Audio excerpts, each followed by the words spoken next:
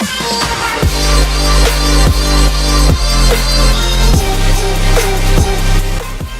what's going on, guys? Thanks here, and today I'm going to be bringing out a video on my channel. It's the first video on my channel, and I thought that I should start with some informative videos until August 29th.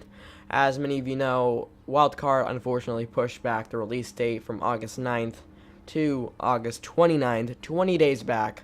It's a sad day for everyone, but if it means Ark gets better in those next 20 days, then I'm all for it. But today I felt the need to release some videos on my channel of some informative things that you guys can look for in the new maps, and just stuff like that, where you're gonna farm, where you want to tame stuff, where the best building locations are, how to build the best compacted base, how to get materials all faster, how to tame everything efficiently, and how to get better loot. Just stuff in that category, really, because I felt the need to express the knowledge that I know to any other new faces of Ark that may be joining the journey to the new Ark servers. And I'm pretty hyped myself. My trimates are pretty hyped as well. We're really looking forward to August 29th. And that's when the main content is going to come out, because I'm going to be bringing you guys along with me. So basically, what I'm going to be doing today is, as you see from the title, I am going to be showing you guys red deep sea loot drop locations. And our journey today starts at the Blue Obby, heading, what direction is this? We're going northwest to 12.513, as seen on the map that should be on your screen right now. And as we're going there, I want to give you some facts and some information about basically how these red drops work. There's always 4 deep sea loot drops that spawn on the map at all times.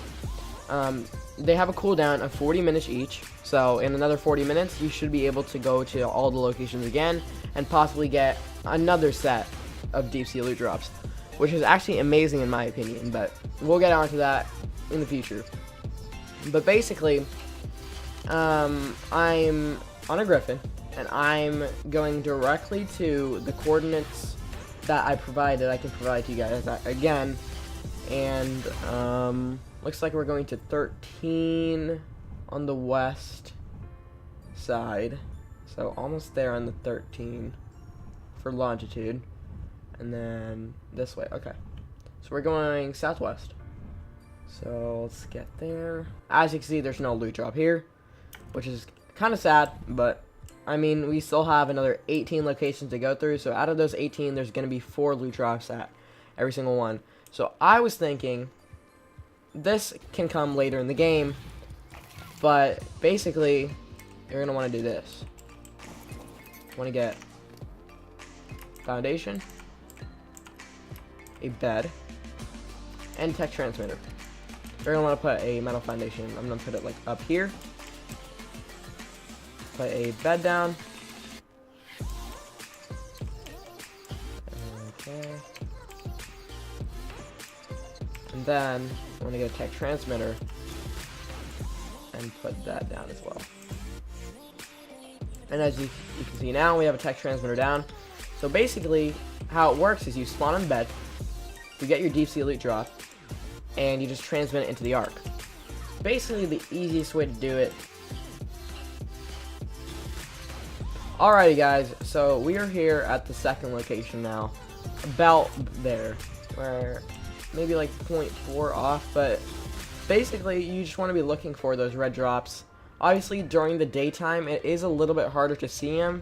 As far as nighttime, it's really easy to see them because they protrude a really nice bright red shine that you can see from a very far distance. But let's just do the exact same thing that we just did. Get a foundation, a bed, and a tech transmitter.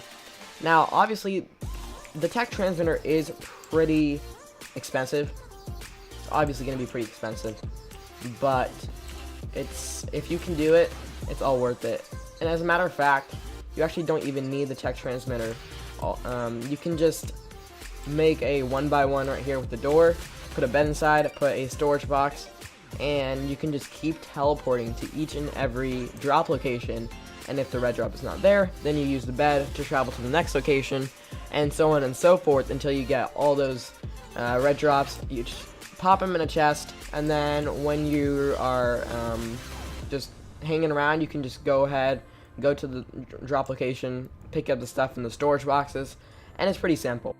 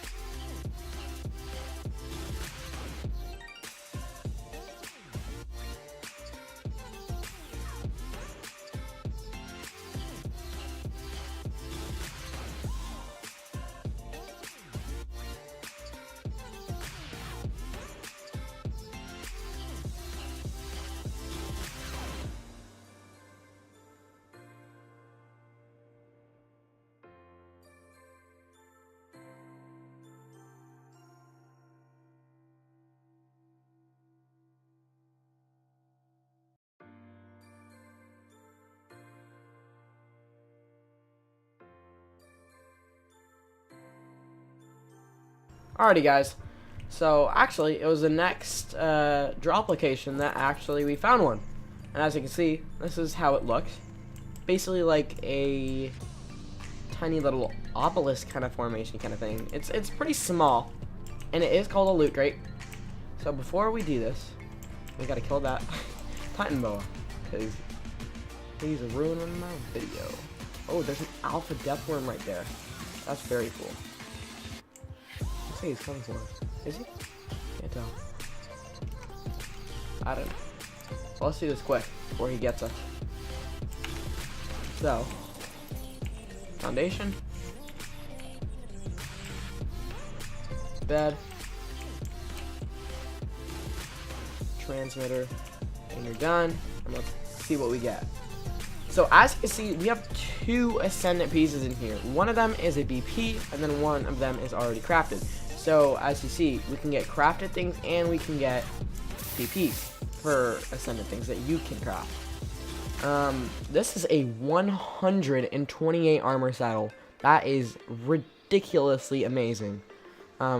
Ascendant mosasaur saddle. Unfortunately, it's not a platform saddle, but other than that, we did get a scuba tank, which doesn't need armor because it's a scuba tank. And yeah. So as you can see, if we ever wanted to look for a loot drop in this location, all you have to do is spawn the bed and upload to the transmitter. Now I will show you guys how that works. So let's say I have my loot. You just turn the transmitter on, arc data, and you just drag it in. And now you can see that it's in your arc data and nobody can really get to it. And then you just go ahead and turn off the transmitter. You can always look inside of it if you want to. But as you can see in the cloud, we do have these two pieces of arc data now stored in there. And yeah, let's just get to the next loot drop location.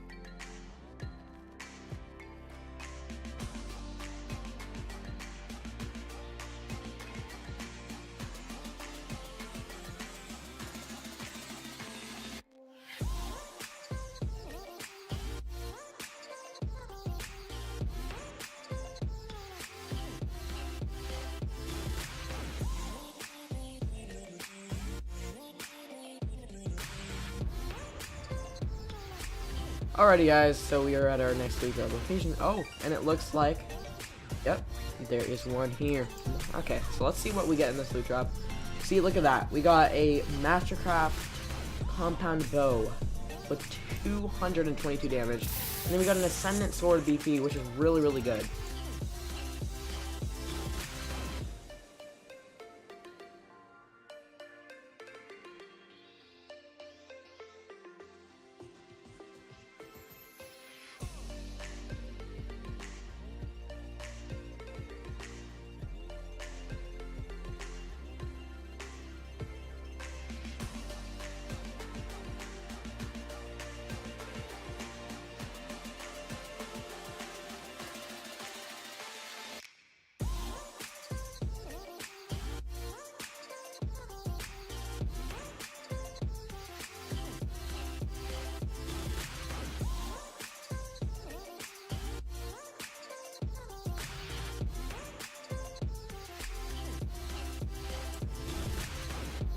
So, my guess is that I went a little bit too early, and I don't let all the loot drop locations respawn.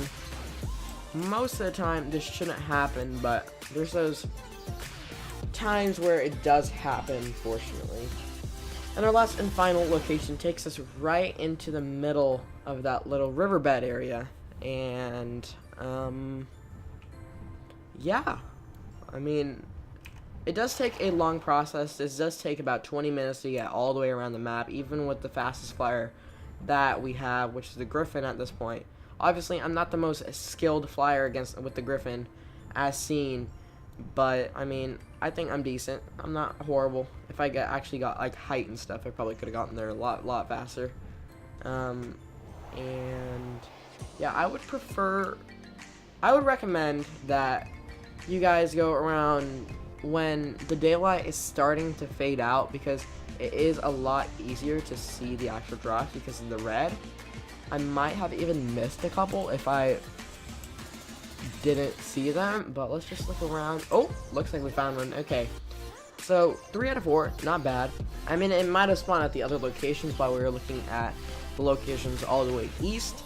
You never know. I'm not sure if the 40-minute timer was a little bit too early. I left a little bit too early, or what happened, but let's get our last and final bed down with our transmitter, and let's see what we can get from this loot drop location.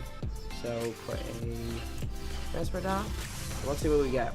As you can see, Packy Saddle, not the best, but if you are in an extremely cold situation like Ragnarok, an Ascendant Fur chest piece might just save your life.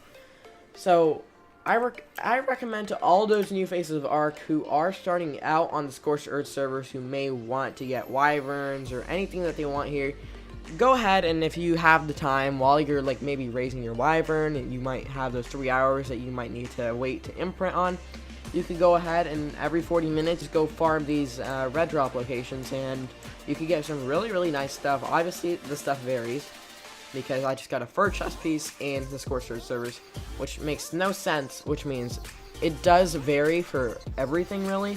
So these aren't just Scorched Earth related. But this is the actual stuff that I got today. Only 3 loot drop locations, but still really good stuff. I didn't get anything below Mastercraft, which is really amazing actually. And yeah, I will see you guys at the blue obby in a second. Alrighty guys, and welcome back to the blue obby. Like I said before, we did put transmitters down on every single loot drop location. And if many of you didn't know, for the new people who are joining ARK or buying ARK, transmitters are basically the drops or obelisks of ARK after you fight a certain boss. It is Dragon Medium, which you will unlock the tech engram for the transmitter, which you can't do on Scorched Earth, unfortunately. It is currently only on Island and Ragnarok, but I believe Ragnarok might not even have it in the near future. But as you can see, if we go into the actual obelisk ARK data, we can find our loot right here.